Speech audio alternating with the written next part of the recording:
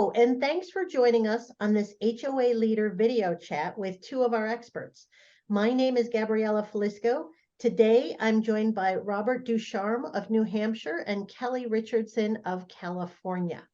We're discussing board size today, and the topic arises as a result of a reader's question.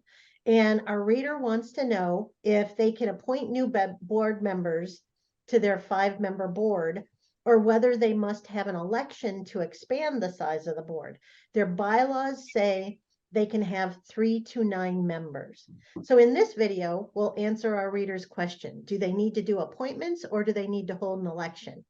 And then in our second video, Robert and Kelly will explain how your board should determine whether it's the right size. So just a note, our experts are providing insights based on the laws in their state, and this is intended to provide you with general guidance you can use to help you when you approach an expert in your state.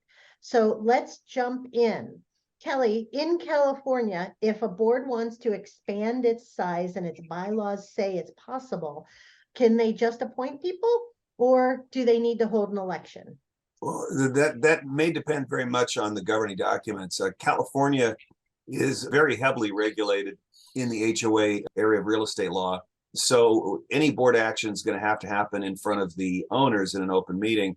But there is a statute in the corporations code that says, well, if there's a vacancy on the board, the vacancy arises, that it can be filled by the board, of directors.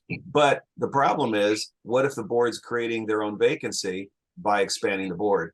So there's an ambiguity there. Certainly the safe bet would be to have a membership vote so that you don't have an accusation that the board is packing a larger board with their buddies. Robert, what's the case in New Hampshire? I totally agree.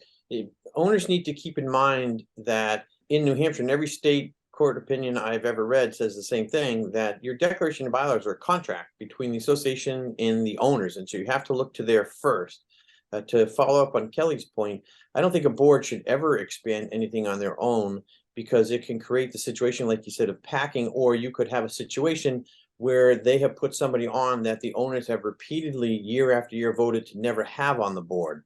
And that can create a real problem. Clearly, they can do that if there's a vacancy, and but they should only ever appoint some, I think, on a vacancy until the next association meeting, where the will of the people will decide who should be operating the association, to prevent the case where the board has put somebody on that the association members have repeatedly said no to.